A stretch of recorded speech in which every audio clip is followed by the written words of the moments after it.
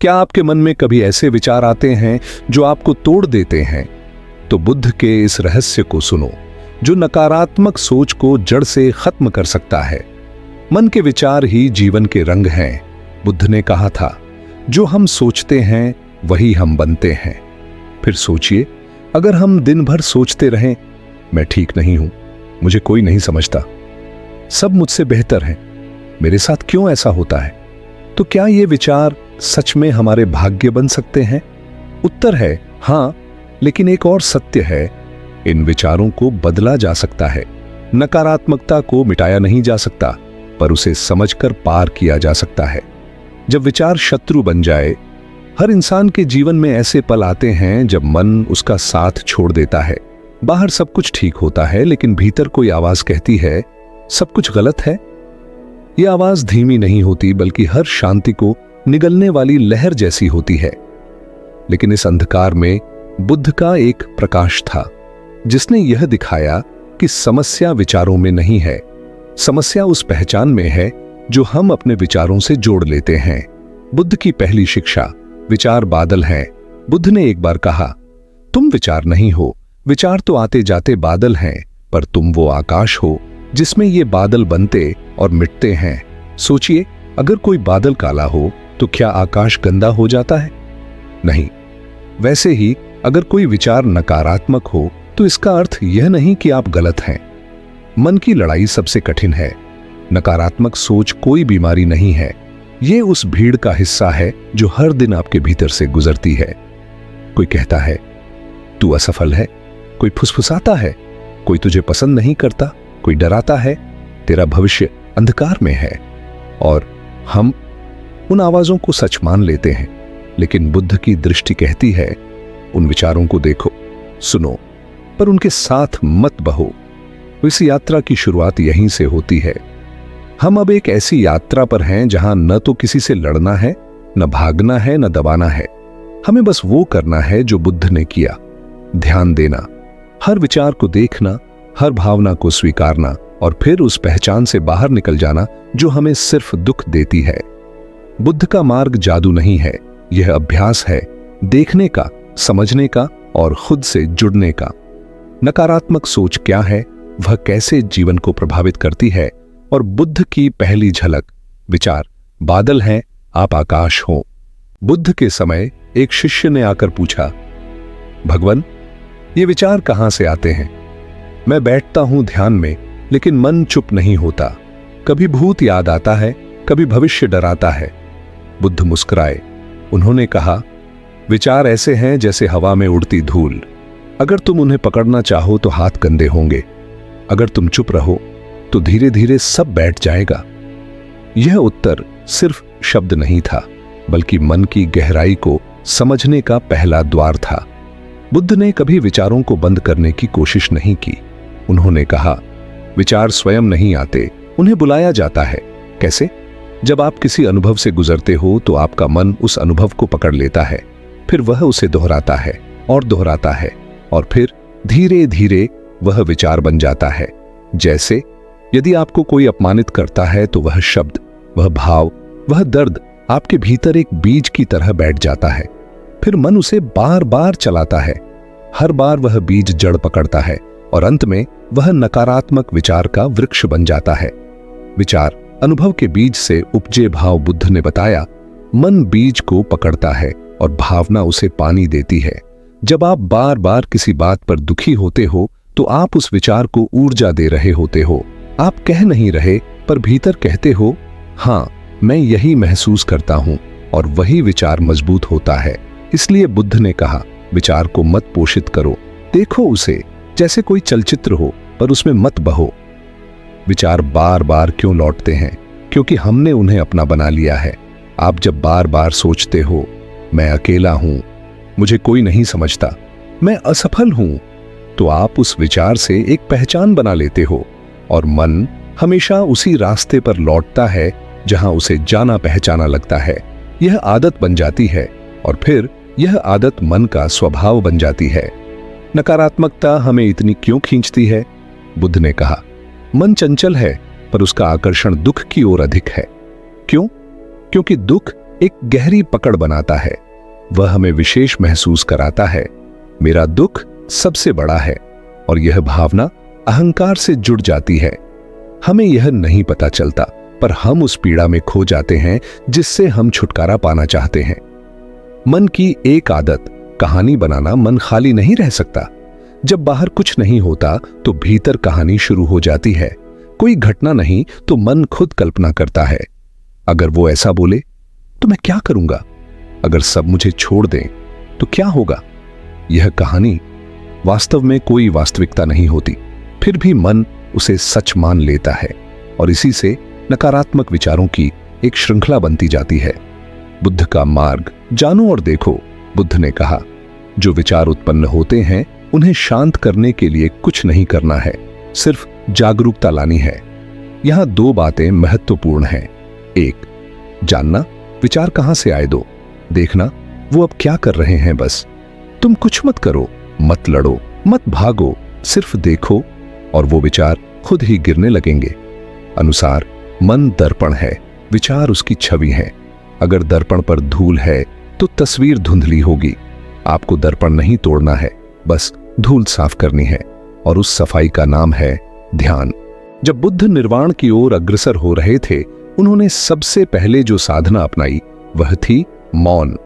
न वह मौन जो सिर्फ शब्दों से दूरी रखे, बल्कि वह मौन जो मन की शोरगुल से भी मुक्त हो। यह मौन कोई मजबूरी नहीं था, यह चुनाव था। बाहर की आवाजों को छोड़कर भीतर की आवाज को सुनना। विचारों को चुप क्यों नहीं कराया बुद्ध ने? ध्यान लगाते ही पहला अनुभव क्या आता है? विचार अनगिनत, भूत के, भविष्य के, कल्पना के, डर के, आहत भावनाओं के। और हम क्या करते हैं? उन्हें रोकने की कोशिश, पर जितना रोकते हैं वो उतने बल से लौटते हैं। बुद्ध ने यह कभी नहीं किया। उन्होंने कहा, विचारों से मत लड़ो, लड़ाई उन्हें ताकत देती है। मौन का रहस्य, जब मन शांत नहीं होता तब क्या करें? बुद्ध के मौन का अर्थ था सब कुछ सुनना लेकिन प्रतिक्रिया न देना। मन बोले, तू बेकार है। बुद्ध ने सुना लेकिन जवाब नहीं दिया। मन बोले, कुछ नहीं बदलेगा। बुद्ध ने देखा पर जुड़ाव नहीं किया। यही मौन है। मौन का अर्थ विचारों को सम्मान देना, पर उन्हें जीवन की सच्चाई न मान लेना। बुद्ध की दृष्टि, विचारों को देखने का अभ्यास। ध्यान में बुद्ध क्या करते थे? वे विचारों को देखते थे जैसे कोई राहगीर रास्ते से गुजरता है। कोई विचार आता, बुद्ध उसे देखते पर उसे रोकते नहीं। फिर वो विचार चला जाता। एक और आता, बुद्ध देखते और जाने देते। यही अभ्यास था, देखना पर जुड़ना नहीं। ये तुम विचार नहीं हो। यह अनुभव मौन में होता है।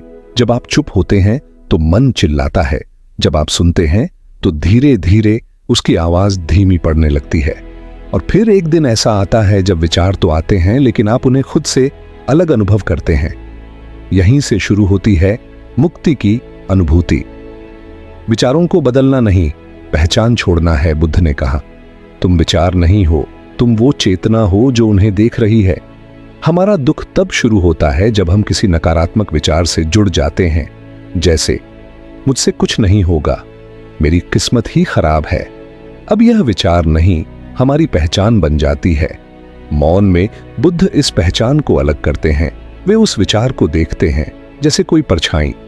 ये मेरा नहीं है, ये सिर्फ एक बादल है जो थोड़ी देर में चला जाएगा।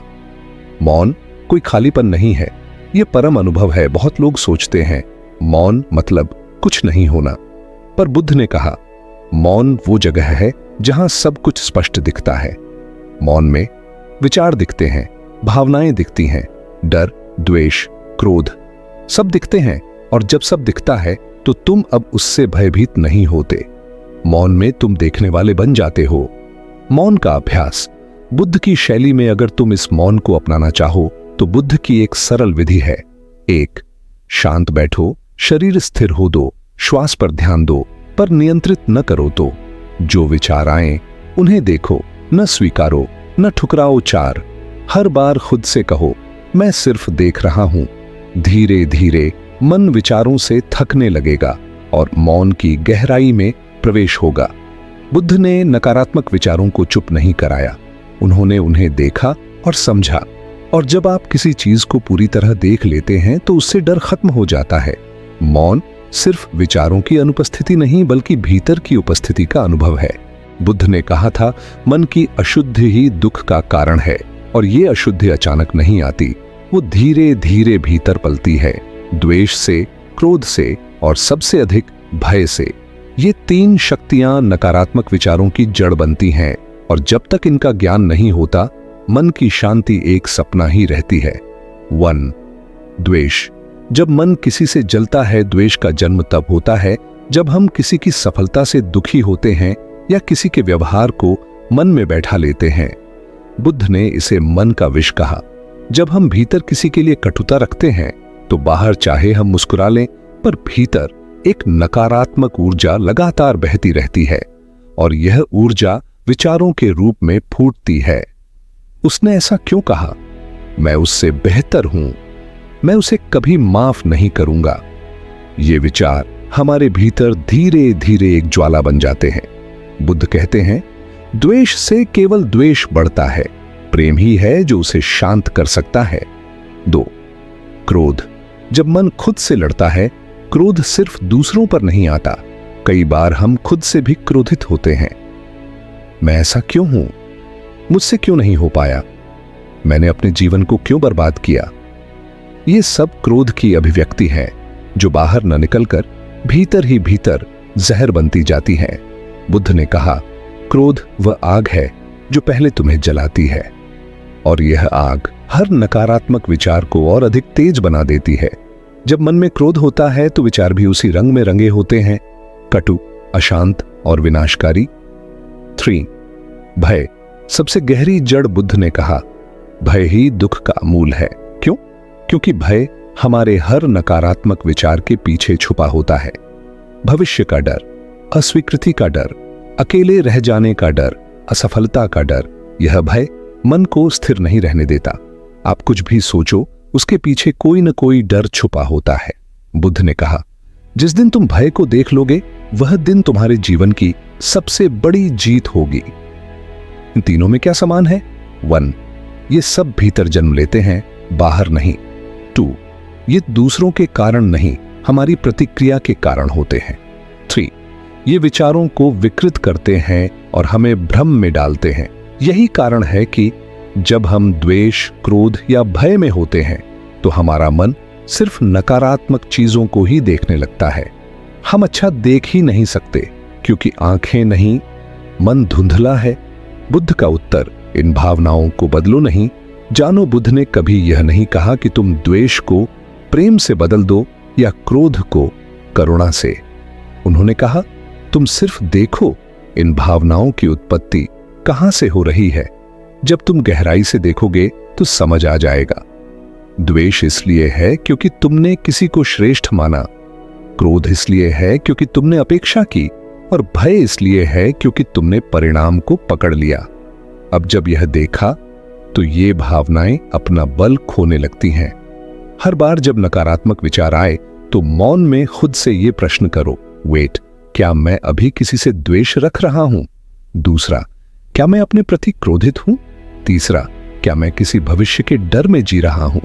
इन सवालों से मन का पर्दा हटने लगेगा और बुद्ध की तरह तुम हर विचार को उसकी जड़ से पहचान पाओगे। नकारात्मक विचार हवा में नहीं बनते, वो भावनाओं की आग में पकते हैं। जब तक हम उन भावनाओं को पहचानते नहीं, विचारों का सिलसिला चलता ही रहेगा। बुद्ध ने इस बात को बहुत सरलता से कहा, बुद्धि से नहीं, अनुभव से जानो कहां से यह विचार आ रहा है। जब लोग बुद्ध के पास अपनी समस्याएं लेकर आते थे तो वे अक्सर पूछते थे, कोई उपाय बताइए जिससे ये दुख, ये विचार, ये बेचैनी खत्म हो जाए। लेकिन बुद्ध कभी उपाय नहीं देते थे। वे कोई मंत्र नहीं देते, कोई त्वरित समाधान नहीं बताते, बल्कि वे शांत हो जाते और कहते, तुम स्वयं देखो, समझ आ जाएगी, तो मुक्ति स्वयं घटित होगी।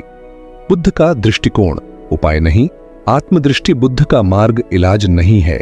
यह एक दृष्टिकोण है जिसमें हम खुद को एक गहराई से देखना सीखते हैं। जब कोई कहे मुझे डर लगता है तो बुद्ध पूछते, डर कहां से आ रहा है? जब कोई बोले मैं दुखी हूं तो वे पूछते, क्या तुम दुख को देख सकते हो जैसे कोई वस्तु? यही है बुद्ध का मार्ग। हर पीड़ा को पहचानो, उसका स्रोत देखो और फिर छोड़ दो।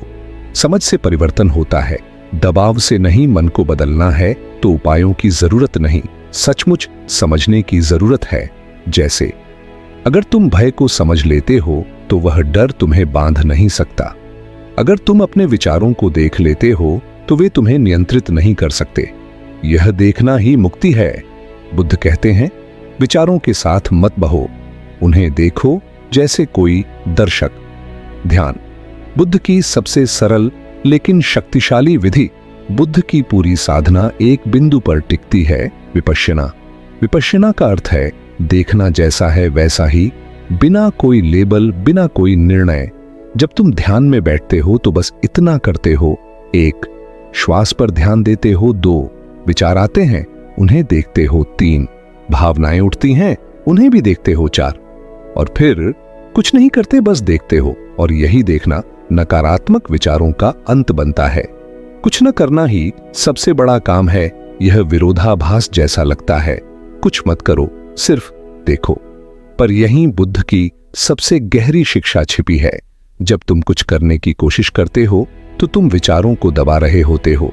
जब तुम सिर्फ देखते हो तो तुम खुद को उनसे अलग कर रहे होते हो, और यही अलगाव विचारों की पकड़ को कमजोर कर देता है। साक्षी भाव, स्वयं को देखना, न कि विचारों में उलझना। बुद्ध ने कहा, तुम साक्षी बनो। मन बोलता रहेगा पर तुम देखो, शरीर चलता रहेगा पर तुम देखो, भावनाएं उठेंगी पर तुम देखो। यह साक्षी भाव विचारों को रोकता नहीं बल्कि उन्हें पार कर देता है। बुद्ध का प्रश्न, क्या तुम विचार को पकड़ सकते हो? बुद्ध अक्सर शिष्यों से पूछते थे, क्या तुम किसी विचार को पकड़ सकते हो? उत्तर था, नहीं, क्योंकि विचार आता है और चला जाता है। तो फिर जो चीज इतनी अस्थिर है उसे लेकर हम इतने परेशान क्यों हैं? इस प्रश्न का उत्तर हर साधक को स्वयं पाना होता है, और जब उत्तर मिलता है तो नकारात्मकता का प्रभाव जैसे स्वतः ही समाप्त हो जाता है। इस भाग का अभ्यास सिर्फ देखो ध्यान। विधि 1, आंखें बंद करें। 2, शरीर को स्थिर करें। 3, श्वास को सहज बहने दें। 4, जब विचार आए उन्हें रोको नहीं, उन्हें स्वीकारो नहीं, बस देखो जैसे कोई फिल्म चल रही हो। हर दिन 10 मिनट। धीरे धीरे विचार कमजोर होंगे और देखने की शक्ति बढ़ेगी। बुद्ध ने कहा, संसार में सबसे बड़ी शक्ति है जागरूकता। नकारात्मक सोच को बदलने के लिए कोई बाहरी क्रिया नहीं चाहिए, चाहिए तो सिर्फ भीतर की दृष्टि। एक बार जब तुम देखना सीख जाते हो तो विचार अपना प्रभाव खो देते हैं, तब तुम स्वतंत्र हो जाते हो। बुद्ध ने मन को जीतने का कोई जटिल मार्ग नहीं बताया। उन्होंने बहुत साधारण लेकिन अत्यंत प्रभावशाली उपाय दिए, ऐसे उपाय जो जीवन को बदल सकते हैं अगर उन्हें गहराई से अपनाया जाए। यह 5 साधन नकारात्मक सोच को जड़ से कमजोर करते हैं और हमें मन के अंधकार से बाहर प्रकाश की ओर ले जाते हैं। इनमें कोई जादू नहीं है, बल्कि यह भीतर का अभ्यास है जिसे हर कोई कर सकता है। 1, स्मृति, माइंडफुलनेस। हर विचार को जागरूक होकर देखना। बुद्ध ने कहा, स्मृति ही मुक्ति का बीज है। जब भी कोई नकारात्मक विचार आता है तो वह हमें अपने साथ बहा ले जाता है, क्योंकि हम जागरूक नहीं होते। स्मृति का अर्थ है वर्तमान में रहना, हर क्षण को पूरी सजगता से देखना। इसमें न तो विचार को रोका जाता है न पकड़ा जाता है, बस देखा जाता है। उदाहरण, अगर मन कहता है मेरा जीवन व्यर्थ है, तो उस विचार को तुरंत पहचानो। यह विचार अभी आया है, बस यह देखना ही उस विचार की पकड़ को ढीला कर देता है। 2, श्वास, ब्रेथ। विचारों को रोकने का नहीं, देखने का माध्यम। बुद्ध ने सबसे पहले आनापान श्वास का ध्यान सिखाया। श्वास कभी भूत में नहीं जाती, ना ही भविष्य में, वह हमेशा वर्तमान में होती है। जब भी नकारात्मक सोच उठे तो अपनी श्वास को देखो, कैसे वह भीतर जा रही है, कैसे बाहर आ रही है। श्वास पर टिकना मन को लंगर देने जैसा है। इससे विचारों की लहरों में हम डूबते नहीं, बल्कि सतह पर टिके रहते हैं। श्वास ध्यान की वह डोरी है जो हमें विचारों की गहराई से खींचकर प्रकाश में ले आती है। 3, मौन, साइलेंस। जहां विचार कमजोर हो जाते हैं, बुद्ध मौन के सबसे बड़े आचार्य थे। पर यह मौन केवल शब्दों का नहीं था, यह भीतर का मौन था। जब हम मौन होते हैं, बोलना बंद कर देते हैं, तो धीरे धीरे भीतर की हलचल भी कम होने लगती है। मौन हमें यह सिखाता है, विचारों से लड़ना नहीं है, बल्कि उन्हें गुजर जाने देना है। जैसे कोई नदी बहती है, उसे रोकने की कोशिश मत करो, बस किनारे बैठो और बहाव देखो। मौन वही किनारा है। विचार बहते हैं, पर तुम उनसे नहीं बहते। 4. करुणा, कंपैशन। स्वयं से प्रेम करना सीखो। नकारात्मक सोच का सबसे बड़ा कारण होता है स्वयं को कमतर समझना। बुद्ध ने करुणा को सबसे बड़ा शस्त्र माना, लेकिन यह करुणा सिर्फ दूसरों के लिए नहीं, सबसे पहले अपने लिए होनी चाहिए। जब मन कहे तू कुछ नहीं कर सकता, तो करुणा से उत्तर दो, मैं अभी सीख रहा हूं, मैं अपने साथ हूं। बुद्ध ने कहा, जिस प्रकार एक मां अपने शिशु से प्रेम करती है, उसी प्रकार अपने भीतर की आत्मा से प्रेम करो। यह प्रेम नकारात्मकता के कांटों को पिघला देता है। 5. अनित्य, इम्पर्मनेंस। विचारों की अस्थिरता को जानो शिक्षाओं में से एक है। सब कुछ अनित्य है। हर भावना, हर विचार, हर स्थिति आती है और चली जाती है। अगर कोई नकारात्मक विचार आया है, तो उसे हमेशा का सत्य मत मानो।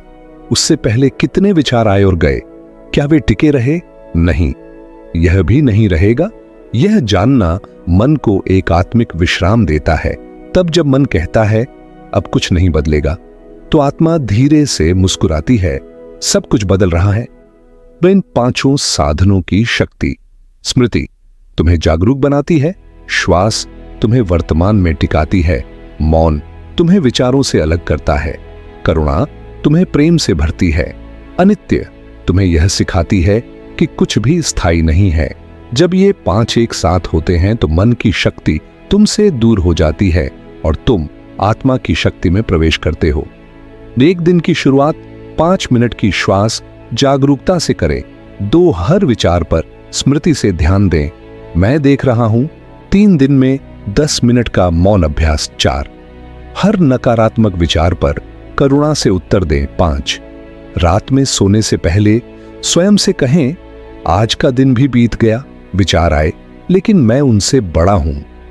बुद्ध ने कभी कहा नहीं कि एक दिन में मन बदल जाएगा।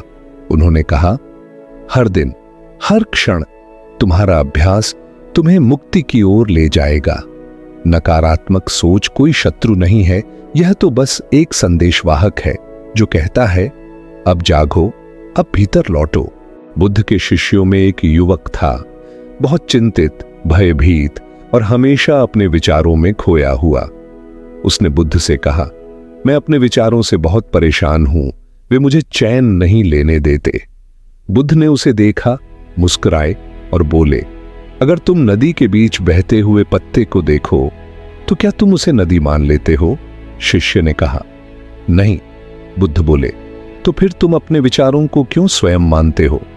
विचार आते हैं, जाते हैं, पर तुम तो रुके हो। बुद्ध के अनुसार विचार मन के रंग हैं, हर क्षण बदलते रहते हैं, कभी सुखद, कभी दुखद, कभी डरावने, कभी प्रेरक, लेकिन जो उन्हें देख रहा है वह एक ही रहता है, शांत, मौन, अडोल। वह तुम हो। तुम विचार नहीं, तुम्हारी चेतना हो। बुद्ध ने कहा, विचार जल की लहरें हैं, तुम वह सागर हो जिसमें वे उठते और गिरते हैं। समस्या तब होती है जब हम किसी विचार को पकड़ लेते हैं और कह देते हैं, यह मैं हूं। जैसे, मैं डरपोक हूं, मैं हमेशा असफल रहता हूं, मुझे कोई नहीं चाहता। ये सिर्फ विचार हैं, लेकिन जब हम इन्हें अपना परिचय बना लेते हैं, तो वे जीवन का बोझ बन जाते हैं।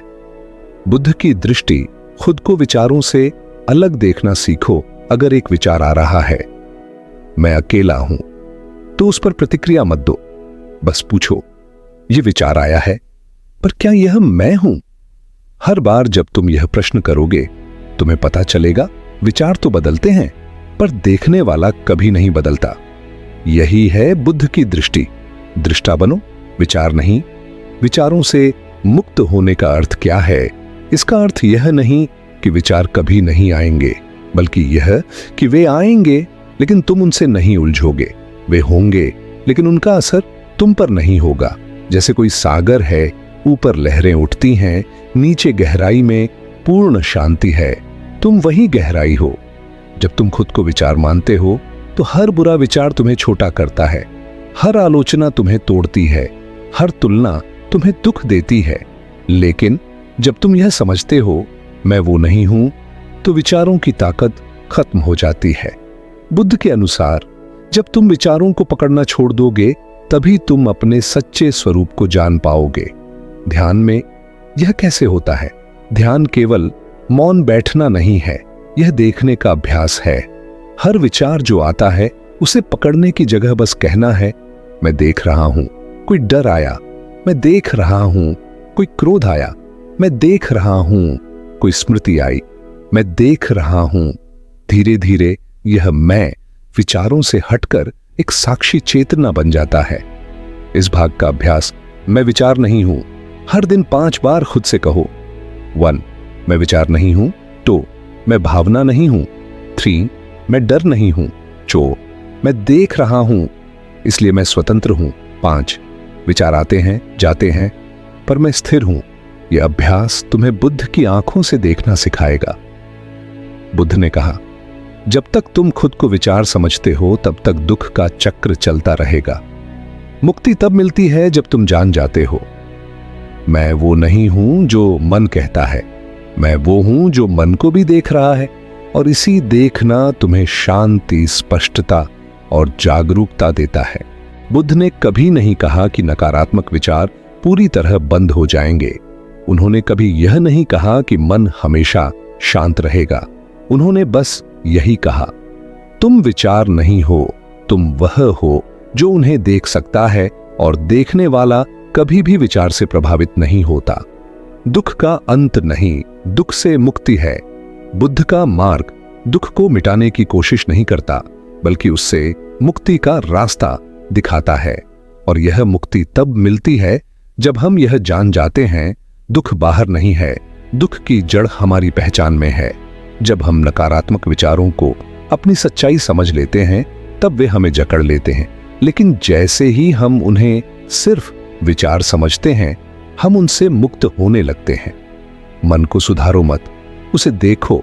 बुद्ध के अनुसार मन को अच्छा या बुरा नहीं बनाना चाहिए, क्योंकि जैसे ही तुम उसे सुधारना चाहते हो तुम उस पर नियंत्रण की इच्छा रखते हो, और नियंत्रण से क्लेश जन्म लेता है।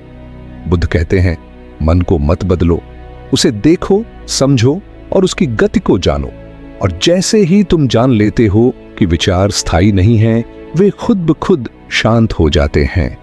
बुद्ध का अंतिम संदेश देखने से ही अंत होता है। बुद्ध ने अपने अंतिम उपदेशों में कहा था अप दीपो भव, स्वयं को दीपक बनाओ। इसका अर्थ था तुम्हारे भीतर ही वह प्रकाश है जो अंधकार को मिटा सकता है। तुम्हें बाहर कुछ नहीं चाहिए।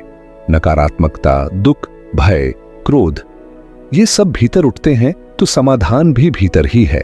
लेकिन वह समाधान किसी कर्मकांड में नहीं, किसी बाहरी उपाय में नहीं, वह है देखना, जागना और पहचानना। क्या नकारात्मक विचार फिर कभी नहीं आएंगे?